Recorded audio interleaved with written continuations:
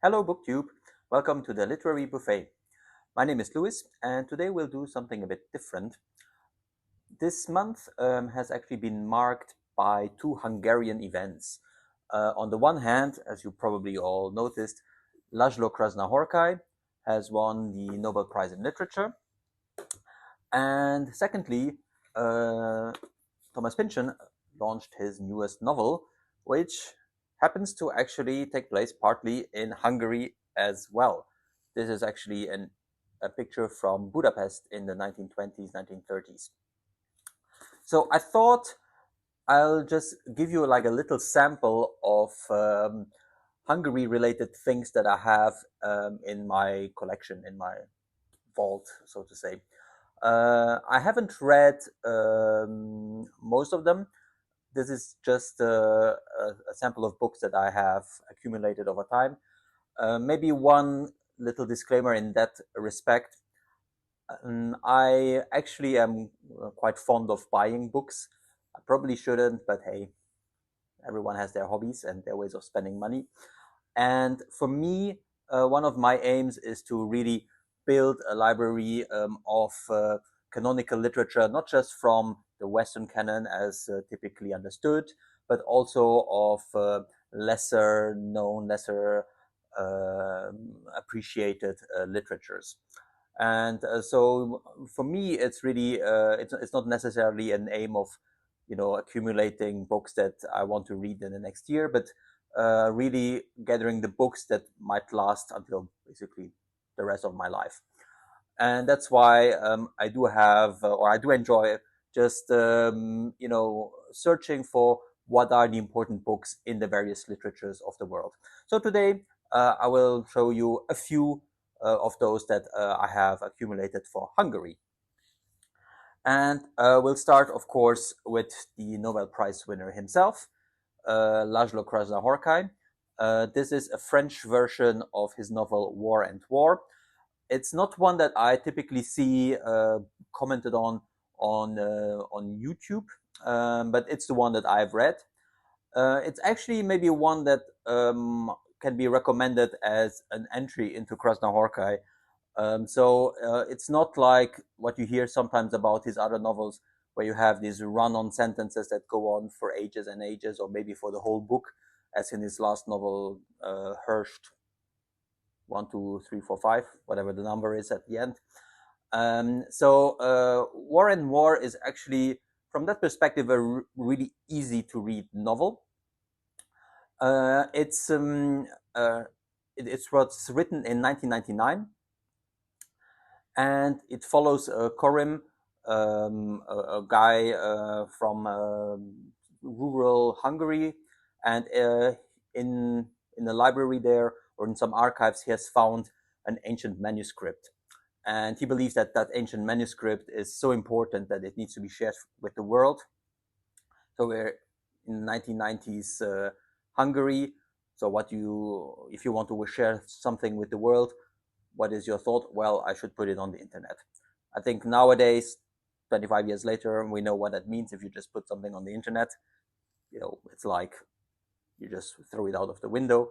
But obviously, at that time, the internet was something very new and very futuristic, and it was before Wikipedia even, so it was seen as this place where you could just share knowledge with the rest of the world. And that's what he wants to do. That's why he actually wants to go to New York. And so he's kind of a bumbling figure to a certain extent, kind of like a Hungarian Mr. Bean almost, with the exception that he loves to talk. So he's just like constantly talking and talking. And in the end, he does make it to New York, and you almost have like this kind of like slapstick immigrant novel of like a Hungarian lost in New York, which is quite funny. As an aside to this main story, you also have the story of this manuscript. So what's written in that manuscript that he needs to share with the world. And I won't spoil what's in there. I also won't spoil what happens in New York. But in the end, this novel, well, as you can guess by the title, War and War, it deals with violence, but it also deals more broadly with the opposite of violence, with contemplation, with appreciation of beauty, of knowledge, and how that opposite actually faces this world which is actually violent. So that's War and War. I actually can really recommend it. I mean, based on this, I went on and bought the various other novels of Krasznahorkai that I could get my hands on, but I haven't read them yet. So going now to the sample of other stuff that I have. So I just picked a few random ones that I had here, just those that when I actually found out about them, I thought, oh, they're actually quite interesting and maybe worth checking out. So the first one is actually one of the older parts of Hungarian literature, is by Miklós Zrínyi, and it's The Siege of Sziget. And this was written in or published in 1651, so really old.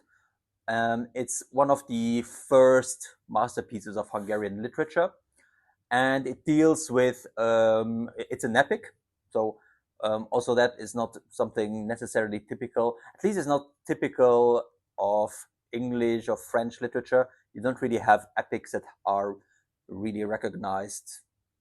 I mean, you might have some, but they don't have like the same status as, let's say, the epics of Homer in Greek, or the epic of Camões, the Lusíads in Portuguese. And so this is kind of like one of the milestones of Hungarian literature, of more ancient Hungarian literature.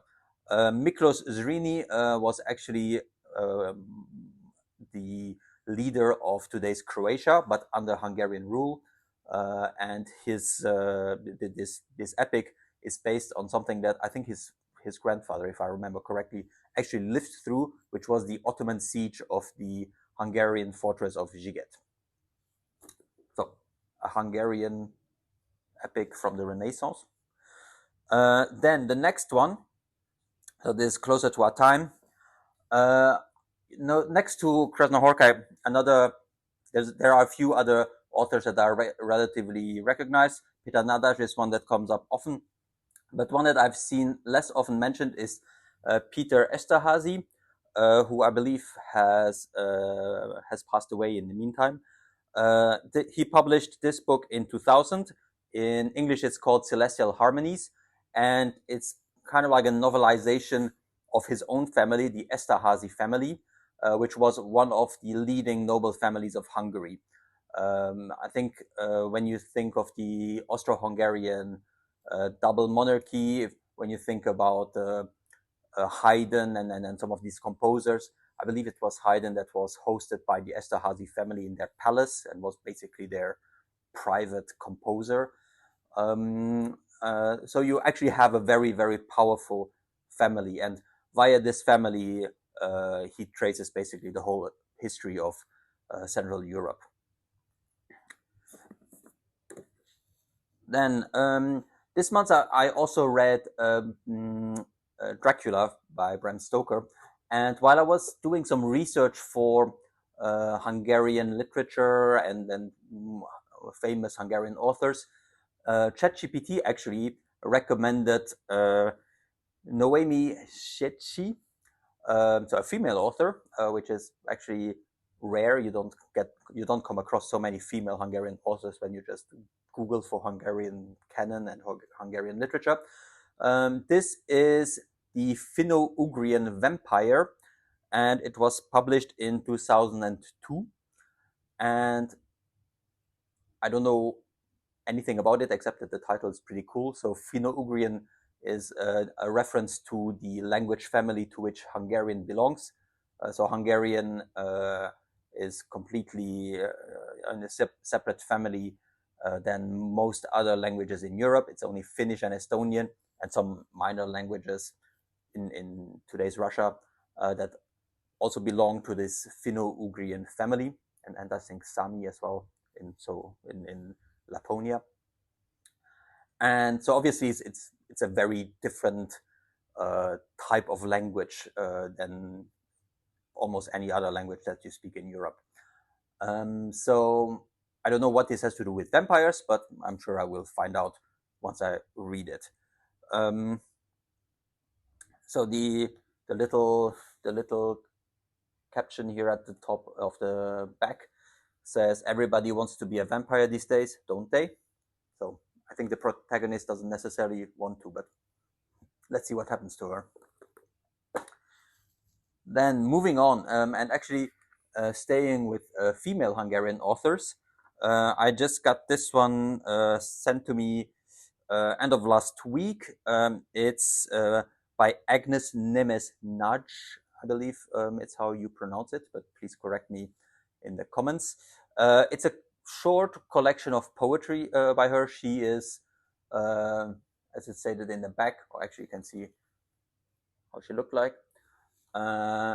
She was one of the major modern poets of Europe. She lived from 1922 to 1991.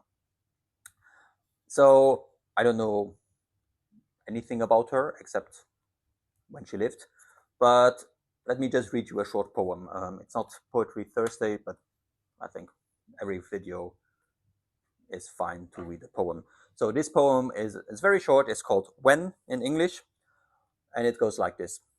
In carving myself a god, I kept in mind to choose the hardest stone that I could find, harder than flesh and not given to wincing. Its consolation should appear convincing. So, a fun little poem. Then the next novel that I have is actually a trilogy, and it's a Transylvanian trilogy by Miklós Bánffy. Miklós Bánffy was politician and nobleman around basically the end of the Austro-Hungarian Empire and then beyond. He was, as you can guess from the title of his trilogy, originally from Transylvania, but he then basically had to retreat to Hungary after the Trianon Treaty, where it became smaller than it was under the Austro-Hungarian Empire. And this whole trilogy is basically a trilogy about the decline of a noble family. It starts with this one here. They were counted. Well, they were counted and they fell down. So they were counted. They were found wanting, and they were divided.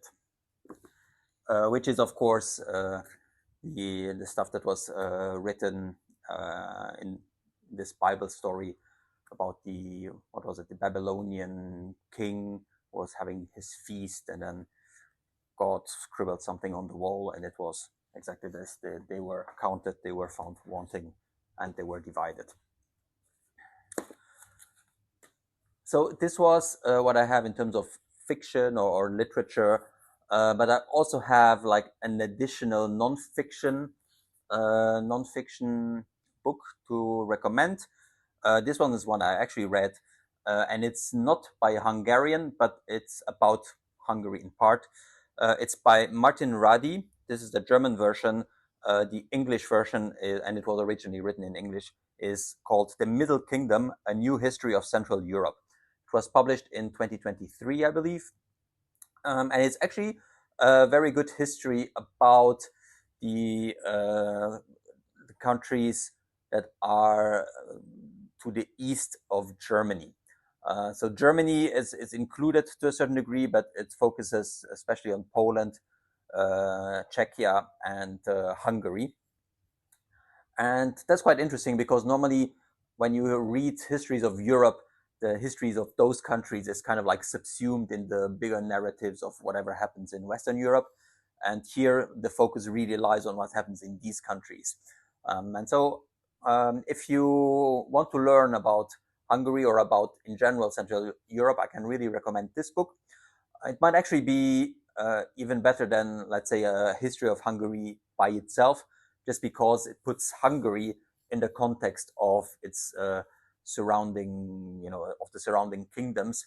with which it was obviously very much connected in its history. So the history of Hungary is the history of Hungary versus Poland versus Czechia or Bohemia at the time versus the Holy Roman Empire, and of course versus Austria as well. And so that was it for today, a little Hungarian interlude if you want. Thanks for listening, and goodbye, BookTube.